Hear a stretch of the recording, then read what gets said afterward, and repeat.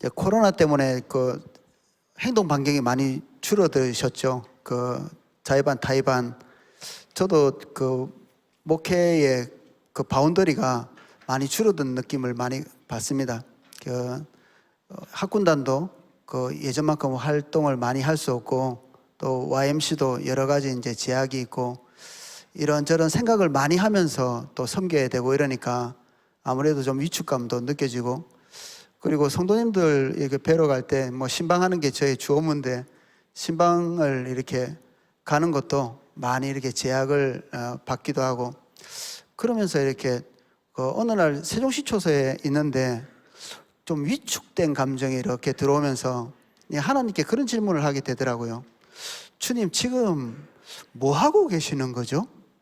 주님, 지금 우리가 주님과 함께 동행하고 있는 거 맞나요? 주님께서 지금 하려고 하시는 일이 있으신가요? 그런 질문들을 이렇게 하게 됐어요. 그 다음에 그 다음날 그 아내하고 제가 세종시초소에 이렇게 좀 늦게까지 머물러 있었는데, 밤에 해가 지고 어떤 여학생 둘이 전 중학생인 줄 알았더니 물어봤더니 고등학생이라고 하더라고요. 고등학교 1학년 학생, 여학생 둘이가 세종시초소에 뛰어들어와가지고, 세종시초소에 있으면서 가끔 이제 돈을 좀 얻으러 오시는 분들이 있는데, 그렇게 젊은 애들이 오는 건 처음이었거든요. 그래서 왜 왔냐 이렇게 물어봤더니 하루 종일 무섭고 힘든 일이 있어가지고 교회가 보여서 뛰어들어왔대요. 그래서 목사님 계시면 기도 좀 해달라고 이렇게 해서, 그래 저도 이제 아내도 그렇고 이런 일이 처음이라, 그래 왜 들어왔는지 이런저런 얘기를 들어보니까 엄마가 교회를 다니시고 아버지는 교회 안 다니시고 둘 다 똑같아요. 둘이 같이 왔는데, 그리고 학교도 별로 가고 싶지 않고 그 남자친구 만나러 조치원에 이렇게 왔다가 교통사고도 당할 뻔하고 뭐 담배 피다가 걸리시고 이래가지고 집에 전화하겠다 이렇게 협박도 당하고 이렇게 해가지고 이제 너무 두려워가지고 다시 집에 돌아가기가 이제 무서워서 교회로 뛰어 들어와서 이제 축복기도 받고 그날 있었던 모든 액땜을 다 하려고 이제 들어오신 것 같아요. 이제 그 아이들을 보면서 옛날에 목사님께서 설교하시면서 이 본당에 가라고 이렇게 했는데 술 취한 사람이 이렇게 들어왔던 그 생각이 이렇게 나더라고요. 그때 그냥 누가 오라고도 안 했는데 교회에 들어와서 기도하고 그 술이 이만큼 돼서 기도하고 이렇게 갔던 그 사람을 보면서 하나님께서 마른 뼈야 이렇게 말씀하셨는데, 지금 누가 오라고도 안 했는데 이 두 여학생이 들어와가지고 이제 기도해달라고 그러고 자기의 어려움에 대해서 얘기하고, 집안에서는 자기를 뭐 어머니가 교회 다니지만 영적으로 인도해 줄 그런 처지가 못 되고 집이 너무너무 싫어서 이제 언제든지 뛰어나올 그런 각오가 되어 있고, 그리고 학교에 친구들하고 이렇게 좀 이렇게 연대를 좀 하자니 담배가 꼭 이게 필수품이거든요. 이 담배를 피기 싫은데 그쪽 그룹의 아이들하고 어울리려면 이게 패스포드 같은 거라 이게 꼭 피워야 돼요, 억지로. 담배를 피고 같이 어울려서 위로, 이제 마음의 이게 공허함을 위로받고 이런 처지에 있는 아이들이죠. 그 아이들이 이제 돌아가고 나서 저는 그런 생각이 들더라고요. 마른 뼈가 한 발만 나가면 정말 부지기수다. 우리와 관계가 어떻게 연결됐든지 간에 관계 중심전도 우리 하면서 우리 관계 동심은 많이 배웠잖아요. 직장에서, 가정에서. 특별히 하나님께서 지금 우리 개인을 굉장히 관계 속으로 깊이 들어갈 수 있는 그런 여지를 지금 만들고 계신다. 아까 말씀드렸던 이 개인적인 경험들이 저는 개인적인 걸로 여기지 않는 게, 우리가 다 한 몸이잖아요. 교회고. 저는 여러 번 그런 것들을 경험했는데, 제가 경험하는 어떤 하나님으로부터의 일들이 거의 성도님들이 이렇게 물어보면 비슷한 것들을 다 경험하세요. 그거는 아마도 우리가 같은 한 몸이고 한 지체고 한 교회이기 때문에 하나님이 말씀하시는 경향성이나 그때에 하나님이 하고 싶은 일들이 비슷하시기 때문에 아마 그런 경험들을 하게 되는 것 같아요. 그래서 지금 우리의 관계 가까운 데서부터 먼 데까지 어떤 종류의 관계를 연결하든지 간에 하나님께서 우리를 부각시키고 두각을 드러내도록 계속 해가실 것 같아요. 요번에 이제 추석 때 부산에 내려갔죠. 제가 고향이 부산이니까 이전과 굉장히 다른 모습이 우리 친척들하고 저와의 관계 속에서 있었는데, 그전에는 저를 약간 경계를 했었거든요. 싫어서 경계를 하는 것이 아니라 언제 이게 복음이 튀어나올지 모르니까 방어를 해야 되잖아요. 그리고 주님의 인도를 따라서 살아야 된다, 이런 주제를 가지고 말하는 게 너무 고통스러운 거죠. 근데 요번에 갔더니 그 방어 체계들이 싹 사라졌어요. 스스로 이렇게 안겨서 오는, 그리고 내 눈을 쳐다보고, 그전에 눈 막 피했거든요. 그 눈을 쳐다보고 내가 말하는 말을 듣고, 내가 말하는 것을 비록 자기들이 실천에 옮기지는 못할지언정 이게 부드럽게 이렇게 수용하고, 그래 내가 할게 저보다 다 나이가 많으시니까. 그래서 제가 동영상에 올려놓은 이 설교에 있으니까 들으시라고 구독과 좋아요 이런 것도 다 해준다고 약속했거든요. 자기 가게에 오는 사람들한테 이거 다 해서 200건 올려주마 이렇게 약속받고 왔어요. 이런 과정들이 지금 코로나와 함께 하나님께서 멈춰 계시지 않는다는 걸 말하는 거예요. 우리가 단체로 뭔가를 이렇게 해왔던 과거의 활동은 조금 위축될 수 있는데, 우리 각 개인에게 지금 역사하시는 것들은 우리 지체분 한 분 한 분이나, 그리고 오이코스 같은 것, 이 소식들을 이렇게 들어보면 여전히 강력하게 역사하시는 분들은 역사하시고요. 그리고 하나님께서 기묘한 방법으로 사람들을 연결해서 주님 전할 수 있도록 인도하시는 것들을 많이 경험하거든요. 저는 이제 다니엘 3장 오늘 본문이 13절에서 18절까지 우리가 좀 살펴보려고 하는데, 이것을 이제 설교를 준비하면서 특별히 이 본문이 포로기에 쓰여졌어 뭐 이렇게 돼 있었어요. 포로기. 근데 제가 다니엘을 몇 번을 읽었거든요. 근데 포로 아닌데? 다니엘이 포로에 대한 여러분들의 그 이미지가 어떠세요? 가가지고 맞고 강제 노동하고, 그리고 뭐 찌찌 궁상을 떨고 이렇게 살고, 그리고 자기가 말하고 싶은 것 제대로 말도 못하고, 이런 게 포로인데, 제가 한 두세 번을 이렇게 읽었는데 그런 포로의 이미지가 다니엘에 없는 거예요. 이 사람같이 영웅적인 삶을 사는 사람이 없어요. 원래 가나안 땅에 있었잖아요, 이스라엘 백성들이. 오히려 가나안 땅에 있는 그때에 정말 궁상을 떨고 살았잖아요. 자기 뜻대로. 그러니까 하나님께서 주신 많은 은혜들을 박차버리고 제 마음대로 그냥 살다가 지금 포로기에 이렇게 맞이한 거잖아요. 다 끌려가고 전쟁통에 다 죽고 심판받고. 그런데 어떤 사람들은 이 시기가 포로기예요. 근데 어떤 사람은 포로기가 아니고 파송기야. 이들이 지금 바벨론에 끌려왔는데 바벨론에 파송당한 거예요. 여기서 훈련받고 강하여지고, 그래서 하나님께서 행하시고자 하시는 모든 일들을 여기서 행하는, 그 전에 가나안 땅에서도 한번 해보지 못했던 이 위대한 하나님의 역사가 여기서 이루어진. 이 다니엘은 첫 번째 포로기에 제일 먼저 끌려간 사람인데, 두 번째 끌려간 사람 그룹 중에서 에스겔이 있거든요. 에스겔이 낙심해가지고 그발강 강가에 이렇게 이제 고향도 그리웠겠죠. 언제 돌아갈란가 뭐 이런 생각하고 있었는데, 거기에서 하나님의 현현을 경험하게 돼요. 요단강에서 있을 때도 하나님의 현현을 맛보지 못했던 사람이 바벨론에 끌려가가지고 거기에서 그발강 강가에서 멍하니 하늘을 쳐다보고 있는데 거기서 하나님의 현현이 나타나요. 하나님의 현현은 임재와는 좀 다른 단어예요. 우리 예배할 때 제가 하나님의 임재를 경험했거든요. 여기 오니까 좋네요. 주님께서 우리가 예배할 때 우리의 예배를 받으시는 거 너무 달콤하고 좋잖아요. 근데 하나님의 현현은 그거가 좀 달라요. 이 가시적으로 하나님의 그 실체가 이렇게 확 드러나는 거예요. 요한계시록에 보면 하나님 발등상 앞에 서 있는 것처럼 천상의 세계가 열리는 것처럼 그렇게 열리는 건데, 그게 이스라엘 가나안 땅에 있을 때 열린 게 아니고 바벨론에 끌려가가지고 그발강 강가에서 이렇게 멍하니 있는데 에스겔의 눈에 그게 드러났어요. 그럼 하나님이 어디 계시다는 얘기죠? 가나안 땅에 계셔야 될 하나님이 그게 딱 이렇게 버티고 계셔서 하나님의 백성들만 너희들 꼴 보기 싫으니까 잡혀가 이렇게 해서 내친 게 아니고 거기까지 따라오신 거예요. 원래 계셨나? 둘 중에 하나겠죠. 원래 계셨든지 따라오셨든지.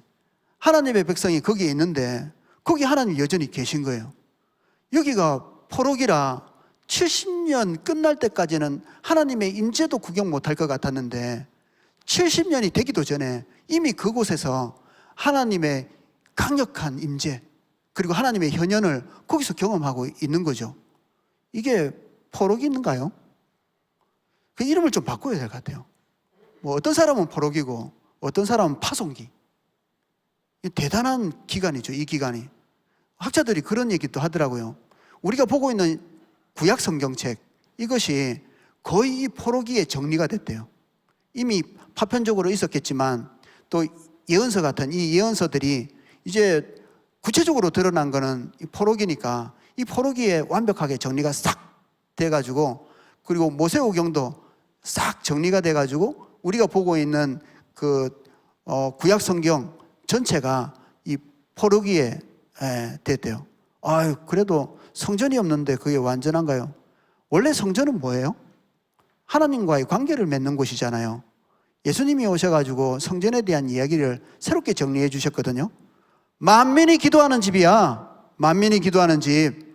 너희들이 하나님과 꽁닥꽁닥하고 너희들끼리만 이렇게 있는 게 아니라 온 만민이 와서 거기서 예배하는 것이고 기도하는 것이고 하나님과의 관계를 맺는 곳이야. 온 열방이. 그러면 그 성전에서 그것이 일어나지 않았으면 그것은 거기에 건물은 있을지 모르겠지만 그거는 비본질이 된 거죠. 이미. 오히려 가나안을 벗어나서 이방에 끌려갔지만 거기서 하나님의 사람들이 하나님의 백성들이 이방 사람들과 하나님과의 관계를 이렇게 연결하고 있는 그 순간이 거기가 예배의 처소죠. 큰 의미죠. 이것이. 그래서 그 포로기에는 영웅적인 하나님의 사람들이 우리가 알고 있는 그런 사람들이 여기에 있잖아요. 오늘 우리가 볼 사람들도 다니엘, 사드락, 메삭, 아벳느고 이 사람들도 포로기에 뭐 영웅적인 사람들이잖아요.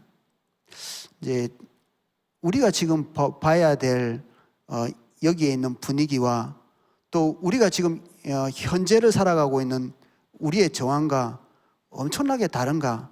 딱 그렇지는 않은 것 같아요. 사람이 사는 게 다 거기서 거기잖아요. 사람 사는 건 뭐 저는 군대 가가지고 와 여기는 정말 특별한 곳이 너무 이렇게 주님 믿기도 힘들고 그런 줄 알았는데 뭐 그렇지도 않더라고요. 한 달만 지나니까 거기도 다 사람 살고 빈틈이 다 있고 그래요. 우리 아들도 군대 간 지 지금 이제 한 달 채 안 됐는데 처음에 갈 때는 주눅 들어가지고 여보세요 이렇게 하더니 어제 전화가 왔는데 와 행군에서 와 이 완전군장을 하고 이게 자기가 갔다 온 것 군대를 다 씹어 먹을 것 같더라고요.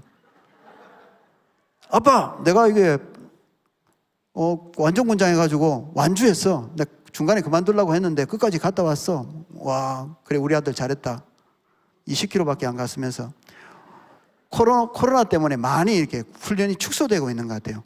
그래서 이제 조금 이렇게 실망할까봐 격려는 했지만 좀 많이 못 미친다. 예, 제가 한번 본문을 좀 읽어보겠습니다. 다니엘 3장 13절. 조금 긴데 그래도 빨리 읽어보겠습니다. 느부갓네살 왕이 노하고 분하여 사드락과 메삭과 아벳느고를 끌어오라 말하매 드디어 그 사람들을 왕의 앞으로 끌어온지라.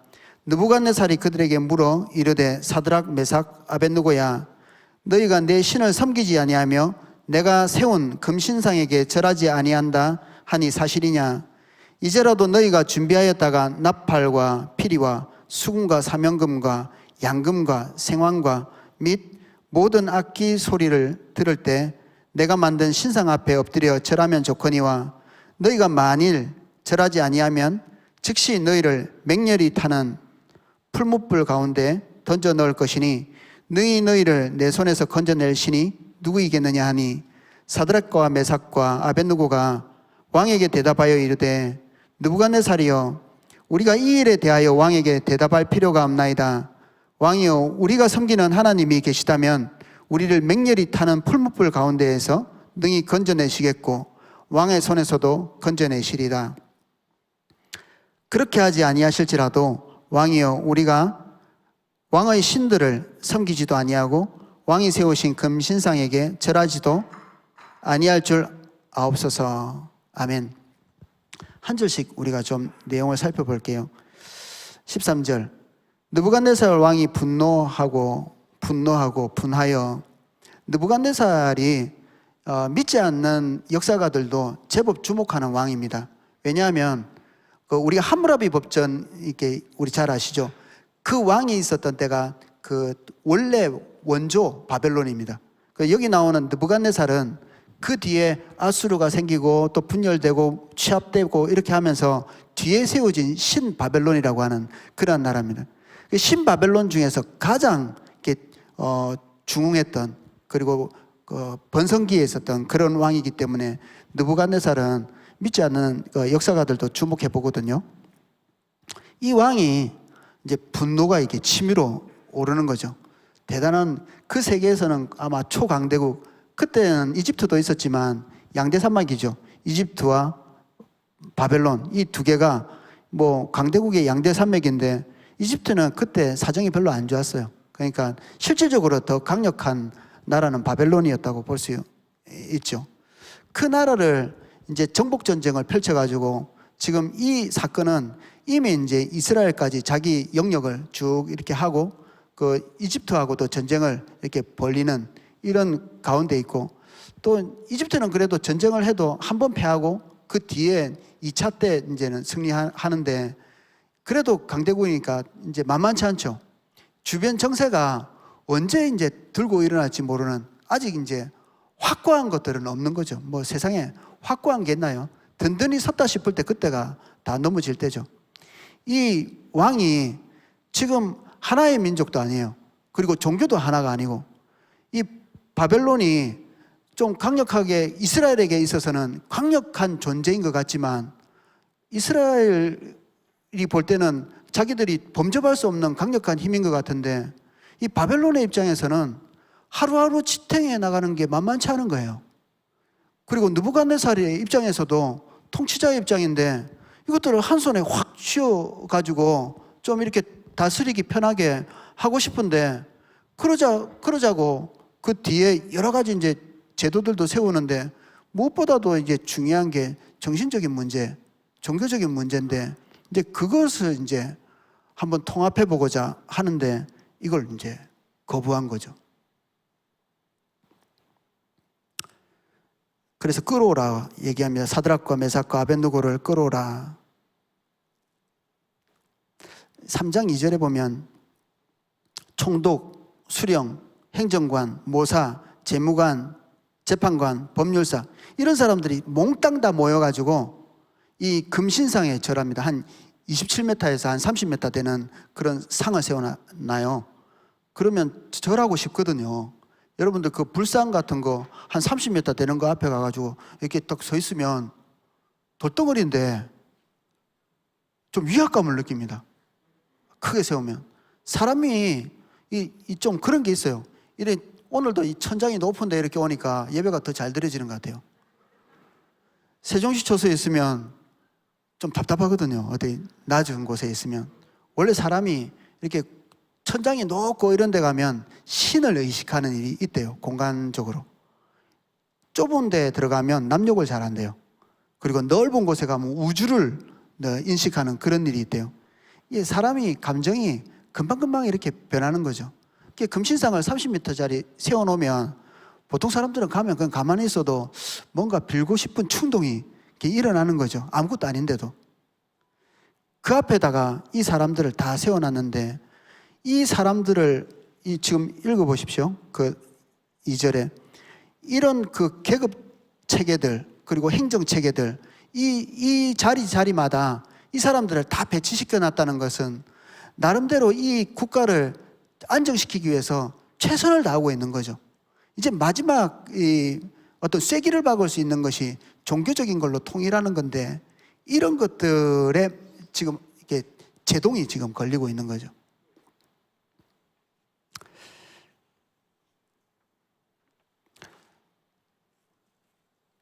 (14절) 느부갓네살이 그들에게 물어 이르되 사드락 메삭 아벳느고야, 너희가 내 신을 섬기지 아니하며 내가 세운 금신상에게 절하지 아니한다 하니 사실이냐. 이 금신상은 마르둑입니다. 마르둑.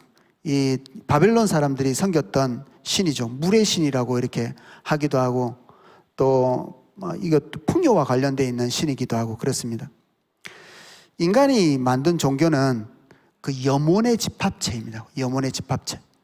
사람들이 무엇을 간절히 원하는가, 그 지역에서 무엇을 간절히 원하는가, 종교를 연구해 보면 알 수 있어요.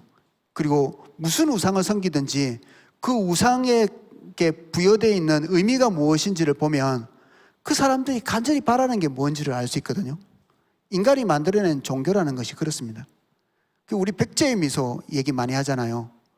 얼마나 괴롭고 힘들고 평안이 없었으면 그 불상을 새겨놓고 그 웃는 모습. 근데 전쟁 없는 나라의 불상은 딱히 얼굴이 그렇지 않습니다. 딱히 늘 편안한데 굳이 얼굴을 그렇게 그려놓을 필요도 없는 거죠. 우리나라만 또 그래요. 전쟁 많은 나라, 평온이 없는 나라. 그 얼굴이라도 보면서 위안을 얻는 거죠. 그랬으면 좋겠다. 그것이 우상에게 딱 부여되어 있는 거죠. 인간이 만들어낼 수 있는 한계는 그런 수준입니다. 하나님에 대해서 우리가 공부할 때, 우리 교리 같은 거 공부할 때 턱턱 막히는 것들을 경험해 보신 적 없으신가요? 그분은 우리가 미칠 수 없는 이해 바깥에 계십니다. 그분이 오셔서 우리에게 당신에 대한 정보를 알려주시기까지 우리가 그분에 대해서 알 수가 없어요. 그래서 계시라는 것이 필요합니다. 계시는 하나님이 우리에게 당신의 존재를 우리에게 알려주시는 겁니다. 우리가 막 이렇게 추상적으로 생각해가지고 만들어낸 우상하고 전혀 다르죠. 그래서 하나님의 계시가 반드시 필요합니다. 이 특별한 계시가. 우리 자연 만물을 보면서도 하나님께서 그 속에 당신을 우리에게 알려줄 수 있는 정보들을 넣어주셨는데, 이런 것들을 일반 계시라고 하고, 이 계시가 없이는 우리가 하나님에 대해서 인식할 수가 없습니다. 우상은 계시 없어도 됩니다. 납득이 되거든요. 심정이 비슷해요. 인간은 뭐가 필요한지, 여러분들 필요한 거 하나하나 대보십시오. 먹을 거, 입을 거, 돈, 그리고 어떤 그 인간적인 욕구들, 이런 욕구들과 우상은 바로 연결이 됩니다. 우리의 바램, 육신적인 것, 이런 것과 연결이 되죠. 그래서 깊이 연구할 것도 별로 없어요. 하나님께서 어떤 민족이 패망하고 난 다음에 그 민족에 대해서 연구하지 말라고 했어요. 어떤 신을 믿고 있었는지 연구하지 말라고 했습니다. 왜? 연구해서 알아보면 이 피부에 촉촉히 스며들어오거든요. 치나 내나 같은 육신을 가지고 있는 존재가 바람이 똑같으니까 쑥 빨려 들어가는 거죠.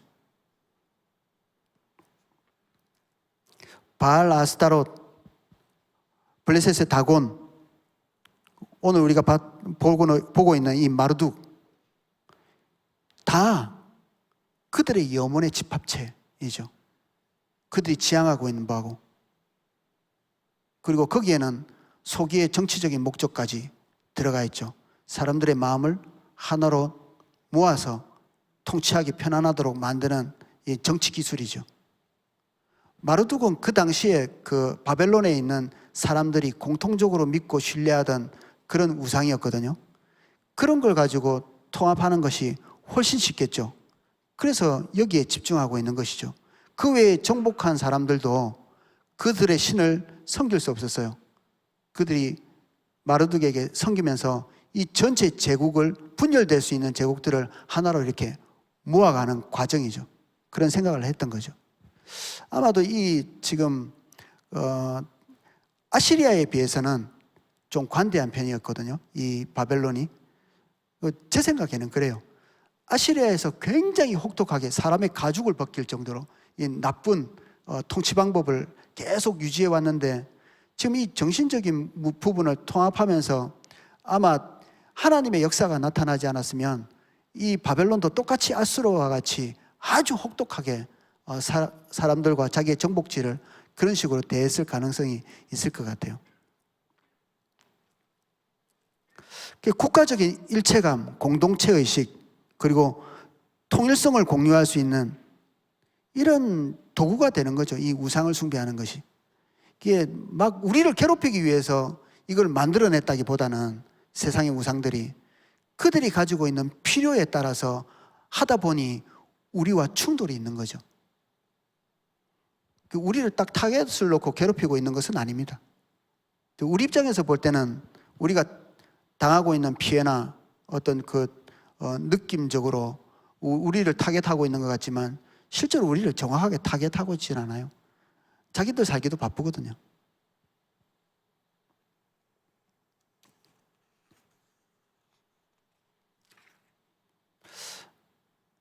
(15절) 이제라도 너희가 준비하였다가 나팔과 피리와 수금과 사명금과 양금, 생황, 모든 악기 소리를 들을 때 내가 신상 앞에 엎드려 절하면 좋거니와 너희가 만일 절하지 아니하면 즉시 너희를 맹렬히 타는 풀무 가운데 던져 넣을 것이니 이제라도 다시 한번 기회를 줘서 회유하는 거죠. 툭툭 쳐보는 것입니다. 넘어갈 만한지 그렇지 않은지. 많은 사람들이 여기서 넘어가거든요. 이제라도 할 때 한 번은 해봅니다. 내가 하나님 앞에 살아야지. 한 번은 결심하는데 옆에 와서 한 번쯤 툭툭 더 건드리죠. 넘어갈 만한가 그렇지 않은가. 그때 한 50% 넘어가는 것 같아요. 전 그렇다면 네 소원을 들어주마. 같이 그래도 지혜롭게 해야지. 슬며시 넘어가는 직장에서 가정에서 적정한 타협 지점을 찾는 이제라도 너희가 준비하였다가 나팔, 피리, 수금, 사명금, 양금, 생황 이것들이 악기잖아요. 악기는 엄청난 힘을 가지고 있죠. 파워를 가지고 있습니다. 무엇을 향해서 악기가 연주되나요? 우리 대뇌에 작동하나요? 그건 전문가들이나 하는 거고 보통 사람들은 대뇌가 작동하지 않고 감성이 작동하죠. 감성은 뇌가 있나요? 감성은 뇌가 없습니다. 감성은 진리에 반응하나요? 감성은 옳다 그르다라고 하지 않습니다. 좋다 싫다 하죠. 음악을 들으면서 좋네 싫다, 좋네 실례 이렇게 하지 옳은 음악이구만 틀린 음악이구만 이렇게 안 하거든요. 근육은 있는데 뇌가 없어요.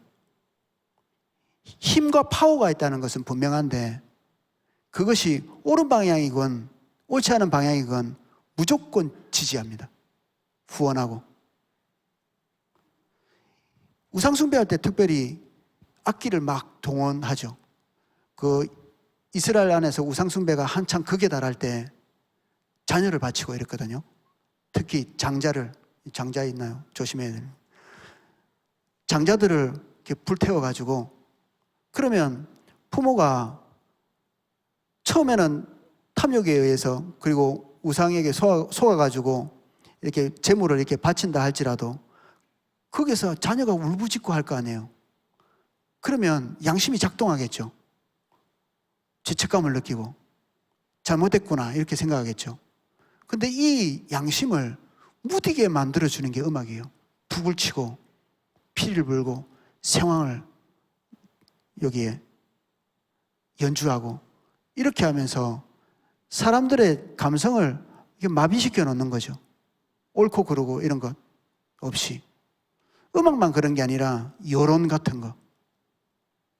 사람들의 마음속에 비슷한 욕구들을 충동하면서 우리가 가지고 있는 판단력을 흐리게 만드는 그 시대의 문화 같은 것들. 이 모든 것들이 진리를 향해서 가지 않고 좋다 싫다라고 말하는 감성에 작용해서 우리를 판단을 하지 못하도록 만듭니다. 올바른 판단을. 주님은 우리에게 지각을 주시죠. 하나님은 지각의 하나님이시라 우리가 올바른 판단을 할 수 있도록 항상 우리에게 명철을 주시죠. 지혜를 주시고. 세상은 진리가 없습니다. 무엇이 옳고 그른지 따져서 이게 옳잖아라고 우리에게 증거를 들이대지 않습니다. 이게 좋게 들리지 않아?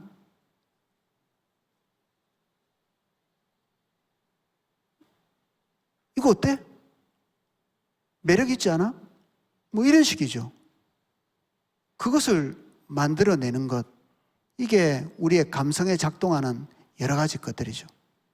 그래서 감성이 이끄는 대로 우리의 되뇌가, 우리의 지각이 따라가는 게 아니라 우리가 결정한 진리의 그 방향성을 분명히 붙잡고 우리가 가지고 있는 감성을 이끌고 가야 되죠.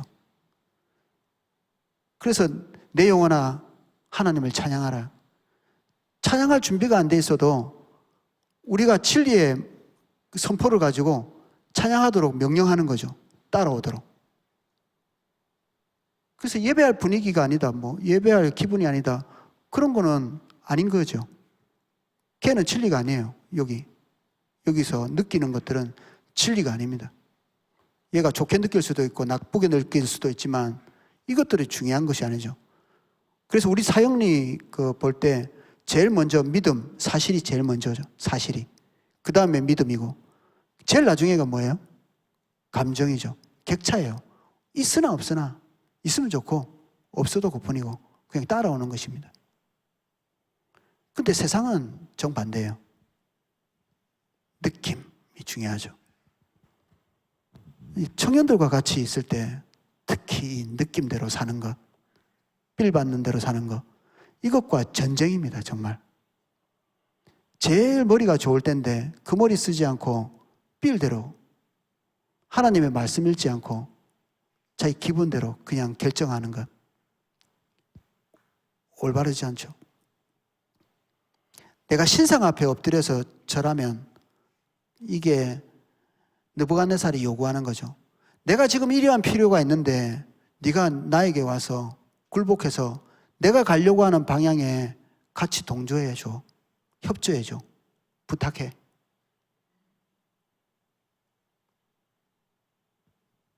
안 그러면 회유가 통하지 않으면 그 다음에 너희를 맹렬히 타는 풀무 가운데 던져 넣을 것이다. 맹렬히. 어떠세요? 1000도가 뜨거울까요? 2000도가 뜨거울까요? 3000도가 뜨거울까요? 사람이 느낄 때. 아니 1000도나 3000도나 사람이 느끼는 게 똑같지. 인간의 감각이 뭐 1000도는 안 뜨겁고 3000도는 더 뜨겁고 그렇나요? 쇠 녹일 때야 1000도가 필요하고 2000도가 필요하고 3000도가 필요한 것이지, 이 굳이 맹렬히 타는 불, 이것을 강조해서 사드락과 메삭과 아벳느고에게 말하는 것, 너 3000도씩 열을 올려서 너 고통스럽게 만들 거야, 이 얘기를 협박하고 있는데 이것은 틀린 말이죠. 냉정히 볼 때 하나님이 우리 인간의 고통을 방어체계로 주신 거예요. 방어체계. 고통을 느껴야 어떤 것이 문제가 있다 이렇게 생각하고 그걸 빨리 회피하거든요. 뭐 이 칼질하다가 잘못해가지고 살을 딱 베면 아파야 하면서 피할 거 아니겠어요. 빨리 밴드도 바르고. 아니면 잘릴 때까지 모르겠지. 옛날에 그 고통이 느껴지지 않는 그런 병도 있죠. 그 사람이 발을 이렇게 난로에다 올려놨는데 자고 일어났더니 다 탔더래요. 고통의 힘이죠. 그동안 우리가 고통을 하나님께서 우리에게 감지할 수 있는 은혜를 주셨기 때문에 우리 몸이 이때가 보호된 거죠. 근데 그것도 어느 수위가 넘어가잖아요. 고통을 느끼지 못해요. 전쟁 같은 데 이렇게 보면 팔이 떨어져도 아픈 줄 모른대요. 몸 안에서 이렇게 마약이 나와가지고 이 진통제가 나온대. 그래, 이게 고통을 잘 모르는 거죠. 그리고 고통이 어느 정도 수위가 되면 느끼지 못하게 됩니다.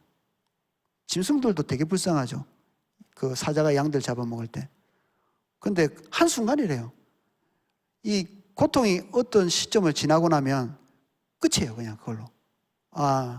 포기하는 거죠. 그냥. 안 아파요. 그냥 죽기는 죽지만 고통 가운데 죽지는 않는다고 합니다. 우리 생각하고 다르죠. 여기에 맹렬히 이 얘기를 하는 것은 우리의 육신적으로 더 뜨겁게 해서 고통하겠다는 게 아니라 위협을 통해서 우리에게 공포감을 주는 것입니다. 직장에서 어떤 모종의 갈등이 일어날 때가 있나요? 주님 섬기는 것과 관련해서. 가족과의 관계 안에서 우리를 위협하는 위협의 요소가 있나요? 이웃과의 관계 안에서 우리가 어디까지 양보하고 후퇴해야 되죠? 상대방이 우리에게 말해올 때 어떻게 그래, 머리도 별로 안 좋은 사람들이 우리를 위협할 만한 정확한 정보를 가지고 딱 말해오거든요. 그리고 우리의 중심을 흔들 만한 정보를 가지고 그것을 극대화시키는 표현을 쓰면서 우리에게 딱 얘기를 해옵니다. 특별히 직장에서. 교회 가면 잘릴 줄 알아?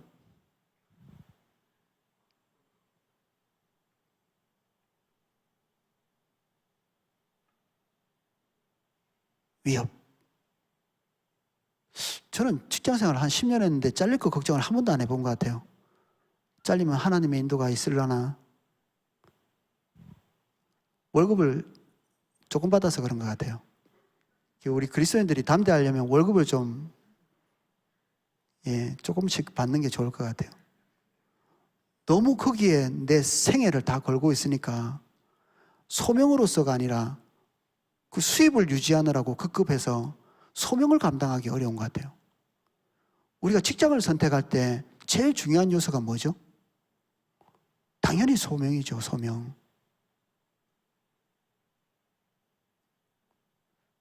제가 안기부 출신의 어떤 사람 보니까 어떤 분이 그러더라고요.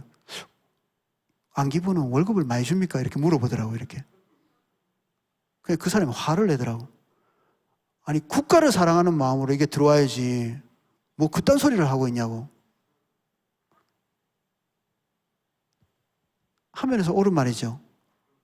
그리스도인들은 동일한 경향성을 가지고 있어야 됩니다. 하나님의 부르심에 훨씬 더 많은 비중을 두고 직장을 구해야 되죠. 한 5번째쯤이 임금입니다. 얼마나 될까? 주님을 잘 따라갈 수 있는가? 그렇지 않은가?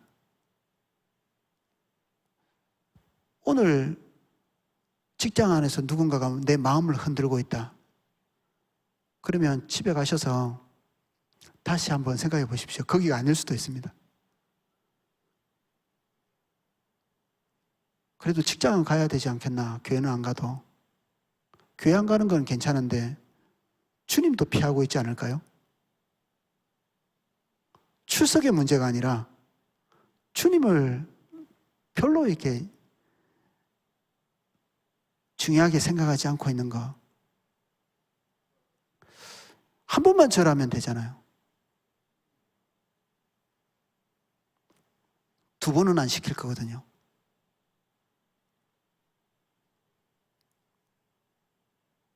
우리 신사참배를 왜 했는지 아세요? 대부분 했거든요. 신사참배를. 몇 분 빼놓고. 왜 위인이에요? 대부분 안 했기 때문에 위인이 된 겁니다. 한 번만 하면 되니까. 한 번만 했나요?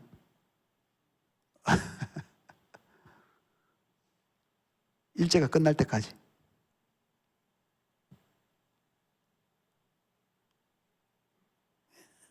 종종 만납니다. 한 번만 할게요, 이렇게. 제가 아무 말도 안 합니다. 그거는 자유잖아요. 그래서 제가 2번은 얘기 안 합니다.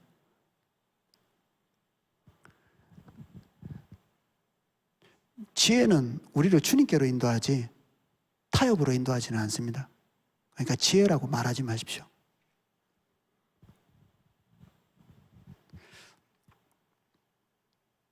천도, 이천도, 삼천도 우리에게 그렇게 수위를 올려가기 시작하는 그런 음성들이 있습니다. 염려와 근심이 더욱 가중되게 만들죠. 어쩌면 상대방은 그렇게 얘기하지 않는데 우리 안에서 천도, 이천도, 삼천도 공포감이 더 커져가는, 두려움이 더 커져가도록. 그래서 스스로 무너져요. 누가 얘기 안 하는데, 느부갓네살도 아닌데. 우리 안에 이 하나님을 경외하지 않고 우리 그 복지에 대한 고착된 마음이 있잖아요. 그러면 성경에 이런 표현이 있습니다. 쫓아오지 않는데 도망가는.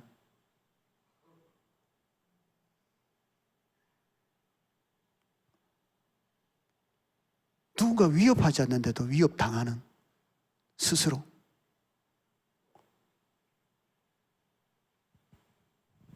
안전지대가 없나? 안전지대는 주님뿐이거든요. 주님 외에는 안전지대가 없습니다. 어디 가서 안전하게 거하시려고.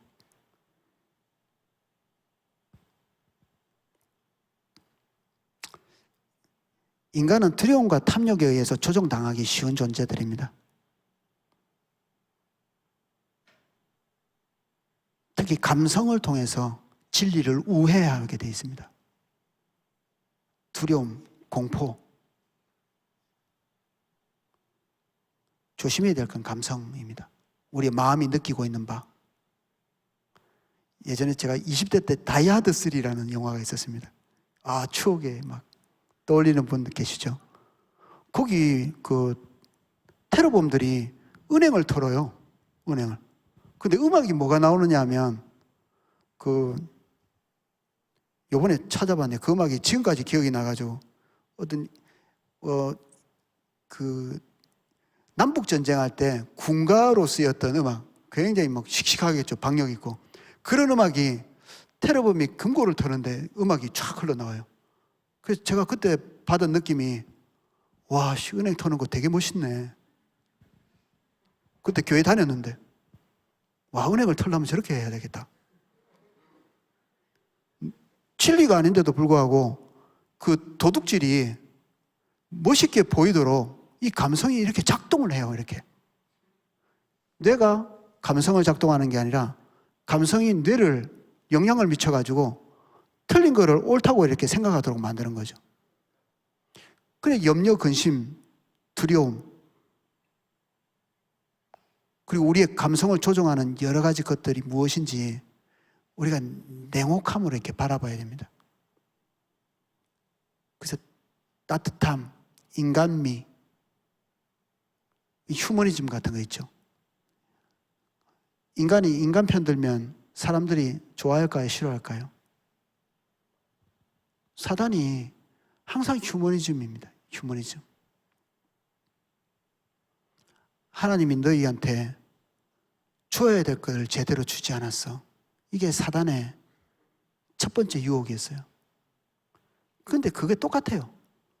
똑같은 멍청한 이 유혹을 하고 있는데 수천 년간 똑같이 넘어가요. 똑같이. 우리가 그런 존재이죠. 우리는 육신을 가지고 있는 기간 동안에 어쩔 수 없이 이 감성 중심적이고 좋다 싫다가 우리를 지배하는 그런 존재가 되기 쉽습니다. 그래서 이 재미없는 설교를 계속 들어야 되는 거예요. 계속. 진리이기 때문에.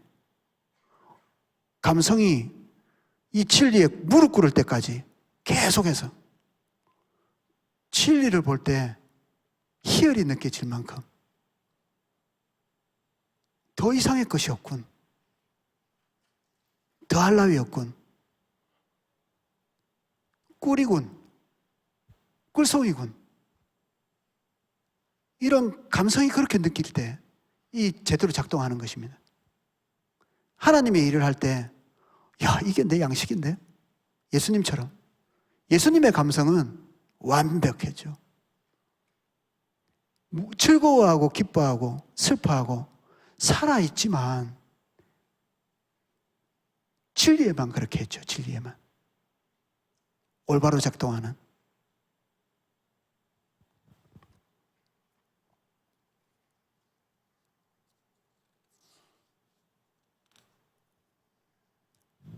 공포감을 주면서 최후에 이런 얘기를 합니다. 능히 너희를 내 손에서 건져낼 신이 누구냐? 하나님에 대한 이미지도 그들과 동일하게 갖기를 원하죠. 그들이 이해하고 있는 하나님은 어떤 하나님이에요? 그들이 만들어낸 신하고 똑같은 하나님이죠. 그들이 원할 때 언제든지 탁 털어버릴 수 있는, 언제든지 덮어놓을 수 있는, 조절 가능한, 고양이처럼 길렀다가 먹이 주고 필요할 때 가까이 하고 필요 없을 때 방치하고. 우리 하나님은 유다의 사자죠. 조절이 불가능합니다. 그분은 우리보다 더 주체자이십니다. 그분은 주권자라고 부르시는 분입니다. 주권자. 우리는 중심에도 설 수 없습니다. 우리의 존재 자체가. 하나님이 중심에 계시거든요.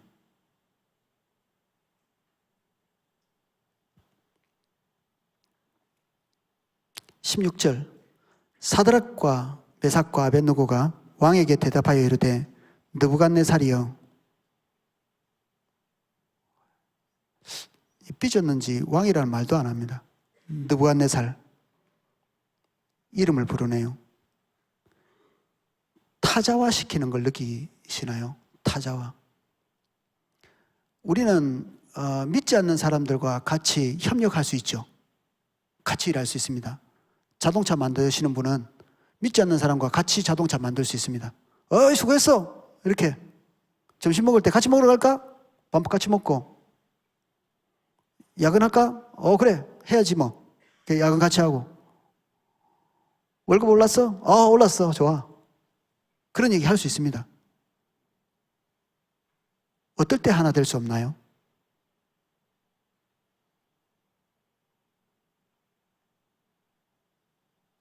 월급 봉투 가지고는 양보해도 됩니다. 야근하고 안 하고 이런 걸로는 양보해도 돼요. 노동 조건 이런 거 양보해도 됩니다. 하나님과 우리 사이에 끼어들 때 양보할 수 없습니다. 그때는 타자가 됩니다.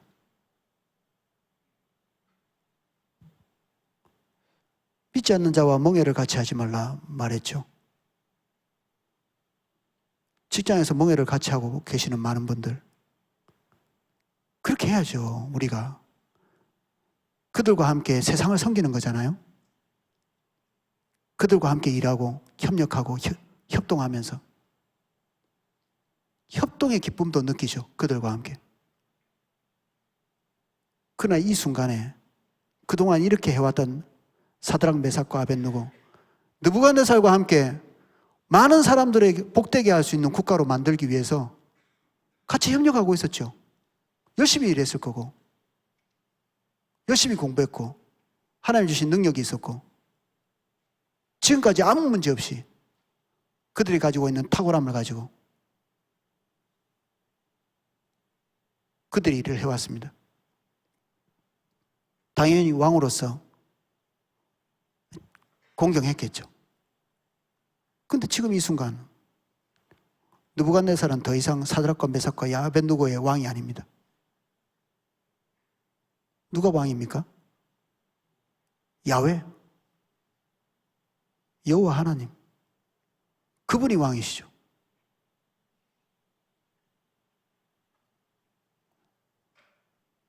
우리가 이 포로기를 왜 봐야 되느냐? 입에 붙어가지고 포로기라고 했는데, 불신사회와 같이 있잖아요, 이 사람이. 여러분도 불신사회에 있고,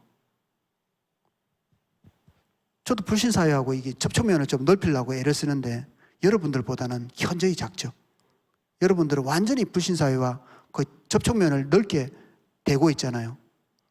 저도 좀 우리 성도님들이 도와주실 때 제가 신우회도 가고 그리고 믿지 않는 우리 가족들도 만나고 그리고 YMC도 하고 그리고 학군단도 가고 그렇게 믿지 않는 사람들과 접촉면을 넓혀서 이렇게 만나기도 하는데 저보다는 훨씬 여러분들이 믿지 않는 세계와 접촉면을 넓게 붙이고 있는 거죠.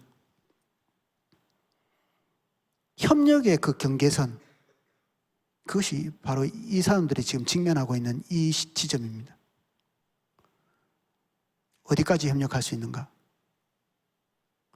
하나님과 우리 사이의 관계에 끼어들어서 그들이 중간에 자리를 차지하고 있는 그 순간에는 그들과 뭉해를 같이 할 수 없습니다. 가장 중요한 하나님과의 관계를 침해에 들어올 때 그들은 우리에게 더 이상 권위자도 아니고 왕도 아니고 아무것도 아니죠.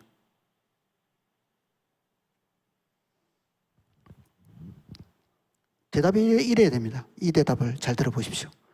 우리가 이 일에 대하여 왕에게 대답할 필요가 없나이다. 이 경계선은 밀리지 않는 경계선입니다. 흔들 수 있는 게 아닙니다.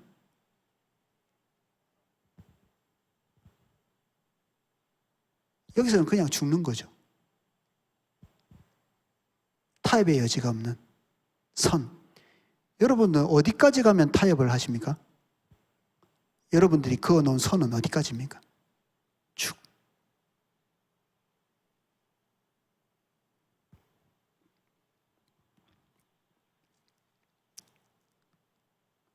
모든 유혹이 끝나는 지점이 있습니다. 우리에게 회유가 끝나는 지점. 타협하려고 애를 많이 쓰거든요. 믿지 않는 사람들도. 근데 그 타협이 될 수 없는 지점. 그 타협을 하고 나면 하나님과의 관계가 깨뜨려지는 그런 지점이 있습니다.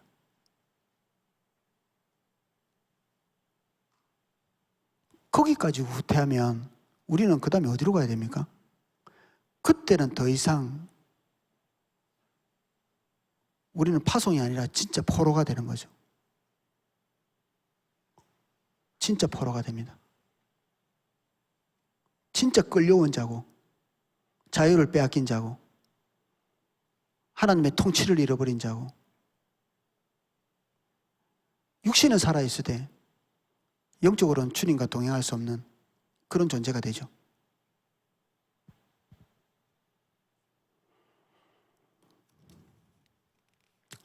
화목하고 화평한 것, 그것은 하나님과 우리 사이에 끼어들지 않는 선에서 하는 것입니다.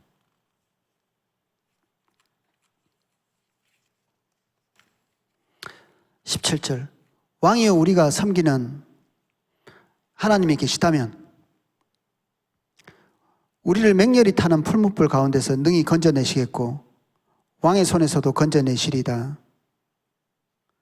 느부갓네살의 지위와 능력을 하나님 아래로 강등시키고 있죠. 지금 느부갓네살이 원하는 건 뭐죠? 그들의 지위와 능력을 하나님 위에 두고자 하는 거죠. 그거는 자기들 세계에서나 그렇게 하는 것입니다. 이 다니엘의 세 친구들은 그걸 용납하지 않았죠. 다시 끄집어 내리는 것입니다. 그들이 우상을 섬기든지 그들이 그 안에서 무엇을 하든지 한 번도 도전한 일이 적혀 있지 않습니다. 그들의 범죄에 대해서 우리가 도전할 필요는 없죠. 그들이 지금 하고 있는 것은 우리가 믿고 있는 하나님 그리고 우리의 관계가 침해에 들어오면서 하나님을 강등시키려고 하는 거죠. 그들 아래로. 그들의 신념체계, 생각, 이데올로기 아래로 우리의 하나님을 강등시키는 것입니다.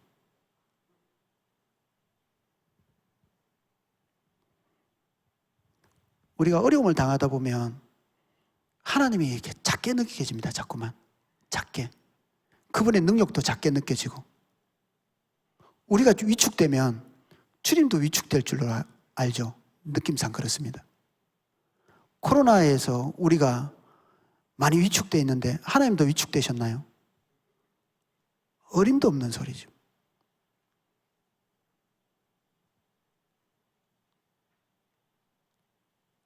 하나님은 계속 활동하고 계십니다. 지금은 어느 때보다도 사람들의 마음이 가난해져 있고 자존심을 내리고 있는 사람들이 엄청나게 많을 겁니다. 여러분들 주위에. 헨리 블랙가비 목사님 하나님 경험하는 삶 우리 배웠잖아요. 주변을 돌아보라고. 무슨 일이 일어나고 있는지, 하나님께서 어디에서 움직이고 계신지 주변을 돌아보십시오. 반드시 움직이고 계십니다. 물어봐야죠. 우리 열심 가지고 지금 안 될 시기잖아요, 지금이. 근데 주님께는 지금도 활짝 열려져 있습니다. 여전히. YMC 우리 그 간사님들 모임하는데 다들 이렇게 안 된다고 하는데 어떤 한 간사님이 그 학군단 학생들하고 아침마다 조깅을 한대요. 깜짝 놀랐습니다, 이렇게. 지금 코로나인데 같이 아침마다 모여가지고 조깅할 생각을 한 번도 못했네. 그들의 필요가 무엇인지를 볼 수 있는 안목을 주신 거죠. 학군단은 끊임없이 체력을 그러니까 유지해야 되고 뛰어야 되고 그게 잘 안 돼서 좌절하고, 근데 그런 부분을 잘 아시는 분이라 같이 시간 맞춰서 같은 시간에 가가지고 같이 뛰는 거예요. 제가 깜짝 놀랐습니다. 소름이 끼쳤어요. 이상한 거에 소름 끼치면 세상 노래 듣고 소름 끼치고, 주님을 따라가는 사람에게는 막힌 길이 없어요. 완전히 열려있는, 날마다 기회죠. 코로나 기간이 끝나야 하나님의 때가 열립니까? 그렇게 생각하신다면 하나님을 너무 작게 생각하시는 겁니다. 위축되어 있는 거죠. 우리 마음 안에다가 하나님을 집어넣은 겁니다. 거기다가. 주님의 사이즈만큼 마음을 넓혀야지, 우리의 마음의 그릇에 따라서 거기다 주님을 집어넣으면 아무것도 할 수가 없습니다, 우리가.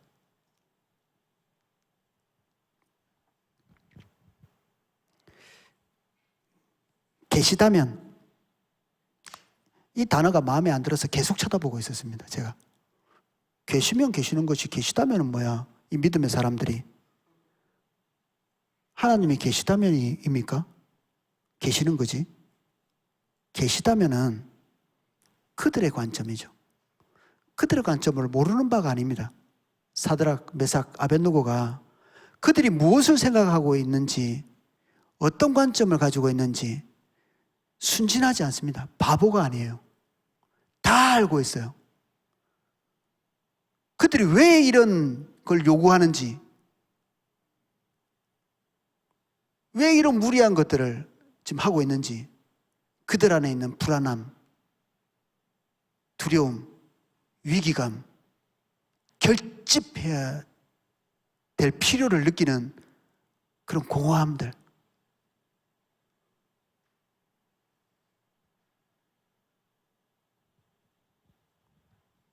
국가가 하나 되자, 하나 되자, 언제 그렇게 합니까?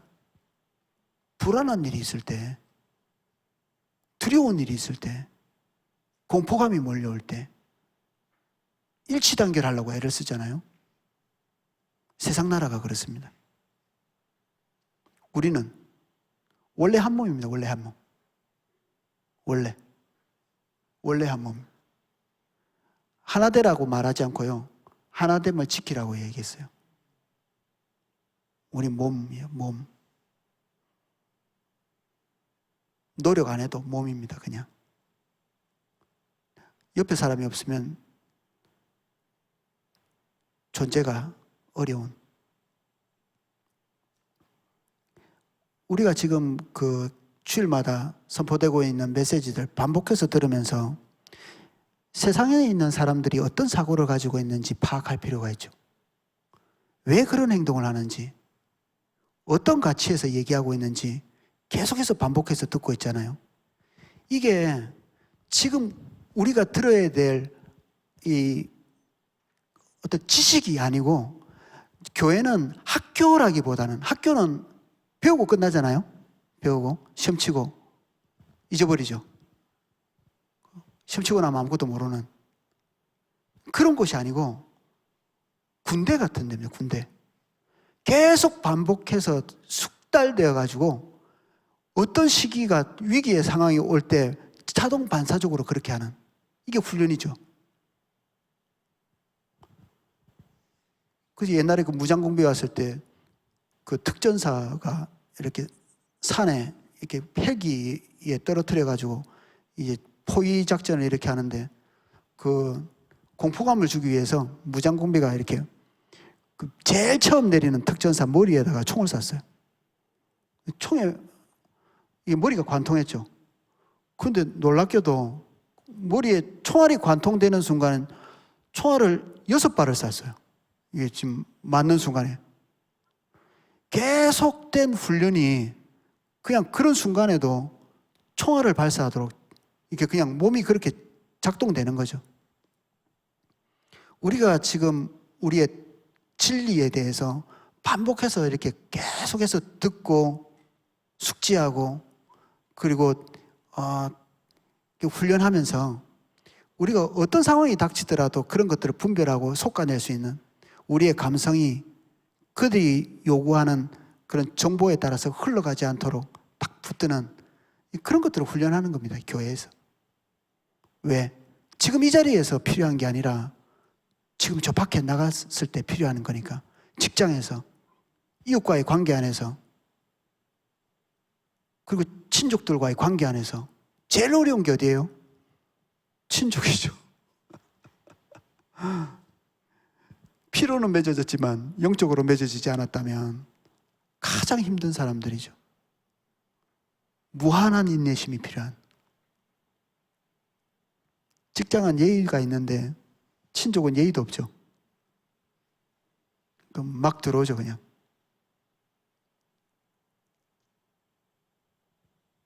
군인처럼 훈련해야 됩니다, 우리가.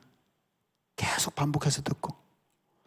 감성은 집에 두고 여기 와서 계속 우리의 진리에 반응하도록 우리를 훈련해야 합니다.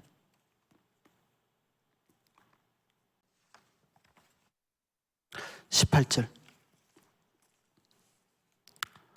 우리 영적 전쟁에서 승리하려면 18절이 중요합니다. 18절.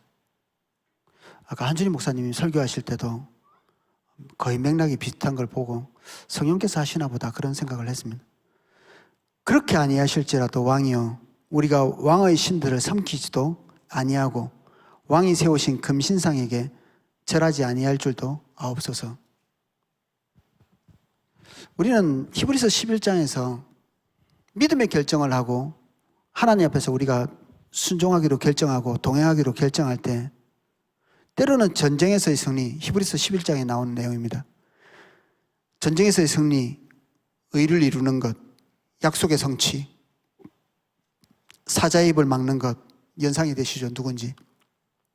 불의 세력을 이기는 것, 칼날을 피하기도 하고 연약 가운데서 강하여지고 이방 가운데서 승리를 하고 죽은 아들을 살리는 이런 일이 있을 수 있습니다. 감사하죠. 근데 비슷한 경우로 심한 고문과 구속, 감옥, 조롱, 채찍, 결박, 돌에 맞음, 톱으로 켜짐, 짐승 가죽을 입고 유리, 떠돌이가 되는 것, 궁핍, 환난, 학대, 광야와 산과 동굴, 토굴 이런 데서 잡으셨나요? 이런 것이 무엇을 우리가 선택할 수 있나요? 우리가 선택할 수 있는 게 없습니다. 믿음 그 다음에는 하나님의 주권이 작용하는 세계입니다. 우리는 믿음으로 결정하기 전에 우리의 해피엔딩에 대한 로망을 깨트리는 게 중요합니다. 해피엔딩. 우리 영화 많이 봐가지고 해피엔딩을 너무 좋아해요. 어려웠지만 우뚝 섰어. 이런 것들. 힘들었지만 왕자님과 잘 살았어. 뭐 이런 얘기. 어렸을 때부터 봤던 동화책들. 근데 성경은 해피엔딩이 있습니다. 이 땅에서. 없다는 게 아니고 그 새드엔딩이 포함되어 있어요. 이 땅에서 아무런 결실도 없는, 믿지 않는 사람보다 못한, 이게 존재합니다.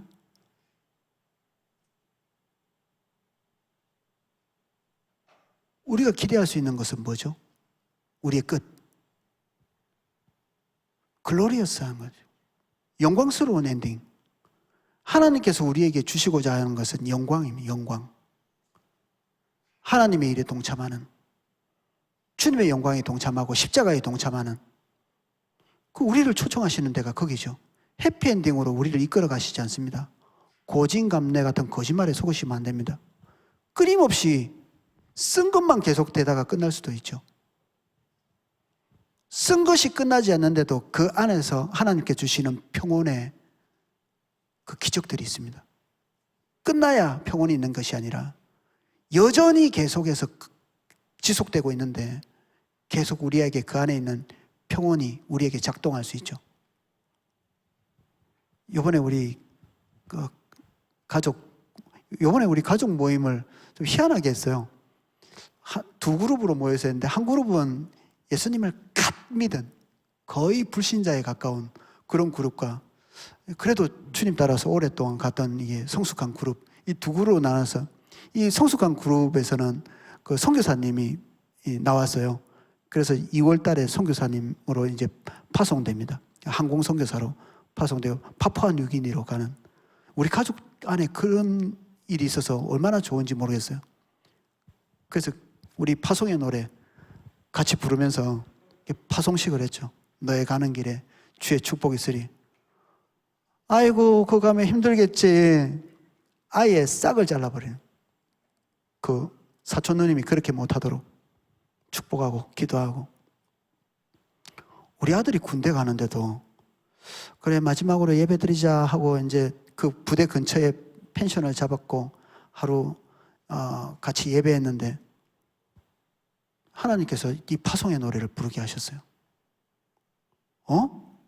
우리 아들 고생하러 가는 줄 알았더니 하나님이 파송하시는 거였구나. 깜짝 놀랐습니다. 여기서는 순위에 밀려가지고 찬양팀 한 번도 못했는데 거기 가면 좀 뭔가 노리고 있는 것 같더라고요.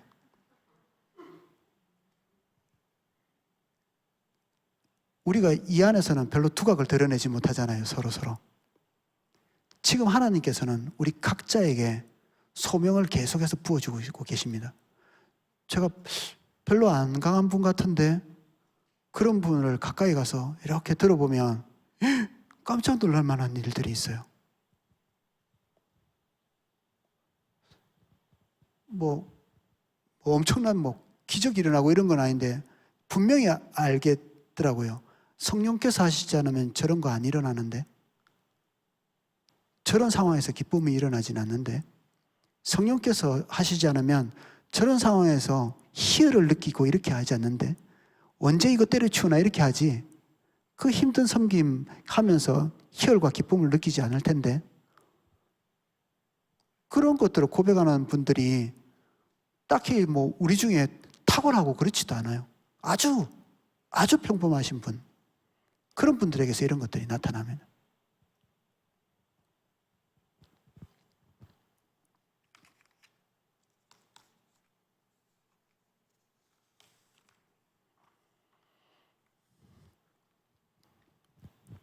다니엘과 3명의 그 하나님의 사람들, 바벨론의 이데올로기 교육을 잘 받았죠. 공교육 열심히 잘 받았습니다. 머리가 완전히 그냥 세속적인 가치관으로 샥 찌들은 줄 알았더니 안 그랬던 거죠. 그러니까 더 화가 났겠죠. 느부갓네살이 그렇게 공을 들여서 그 내 구조를 바꾸려고 했는데 안 되는 거죠.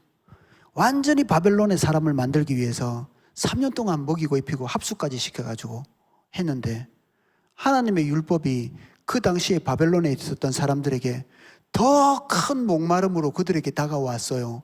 세속에 나가면 그리고 우리가 세상에 나가면 교회 안에서보다 훨씬 더 하나님의 말씀이 필요해요.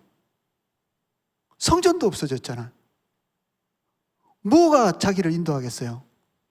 그러니까 말씀을 읽고 또 읽고 필사해가지고 그것을 정리할 수 있는 기간들을 이 포록이라고 하는 그 시대에, 포록이라는 것이 우리 입장에서 보면 믿지 않는 사람들과 같이 접촉면을 가지고 어깨동무하고 살아가는 직장, 가정, 우리 집 근방에 있는 사람들과 어울려 있는 그곳이 이 이스라엘 백성들이 누리고 있는 이 포로기의 삶이에요. 포로기라는 말을 이제 안 쓰고 싶어요. 파송기. 지금 우리가 지금 파송기거든요. 다시 돌아가고 싶나? 돌아가봤자 별 것도 없습니다. 이스라엘 백성들 포로기에서 다시 돌아왔는데 안 돌아온 사람은 굉장히 많고요. 돌아왔는데 뭐 성전도 짓고 느헤미야 뭐 그런 사건들도 있지만 그 얼마나 갔어요, 그게? 그 성전 짓고 나서 와, 너무 좋아했나요? 그런 사람도 있죠. 근데 옛날 솔로몬 성전을 기억하고 있던 사람들은 울었다고 했어요. 이 보잘것없는 것이 하나님의 전이라고.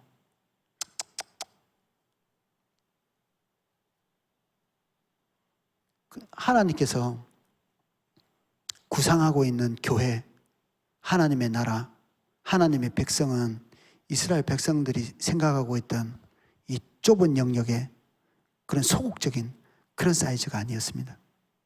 우리는 교회에 대해서 어떤 사이즈를 가지고 있는지, 하나님의 백성에 대한 이미지를 어떻게 가지고 있는지 모르지만 우리는 하나님 안에 들어가서 이것을 새롭게 정리할 필요가 있습니다.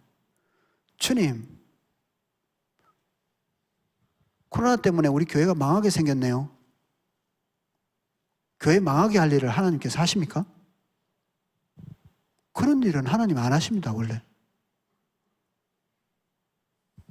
잘 모르셨나요? 하나님은 하나님의 백성에게 해될 일들을 안 하세요. 그분은 전적인 선이세요, 선. 그분에게는 악이 나오지 않습니다. 그리고 우리를 약 올리는 분도 아니십니다. 그동안 편하게 잘 살았지? 한번 진탕 한번 고생해봐. 코로나가 그런 의미인가요? 절대 그런 일이 없습니다. 절대. 어깨를 좀 팍 펴고 주님 봐야죠. 코로나 보지 말고. 주님, 저는 요즘에 코로나 걸리신 분들 볼 때 영웅처럼 보입니다. 어떤 면에서는. 주님의 인도를 따라 열심히 살았으니까 코로나도 걸리는 거지. 이불 덮고 숨어 있었으면 안전했을 텐데. 제가 제일 혐오하는 그 말이 이불 밖은 위험해. 뭐 그딴 말을 누가 만들어냈는지 모르겠는데.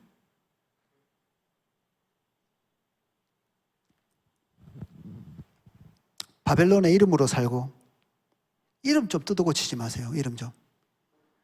성경 이름 붙인다고 그 사람이 바벨론에서 잘 살아갑니까? 사드락 메삭과 아벳느고 우상 숭배 잘하라고 이름 붙여준 거잖아요.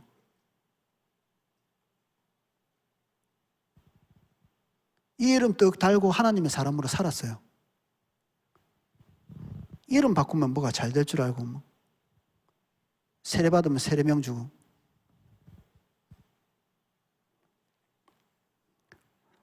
바벨론의 정권을 유지하기 위해서 일하실 겁니다. 여러분들은. 그 회사 유지 잘 되게 하기 위해서 일하실 거고. 근데 최후에 우리가 후퇴하지 말아야 될 그것들을 기억하셔야 됩니다.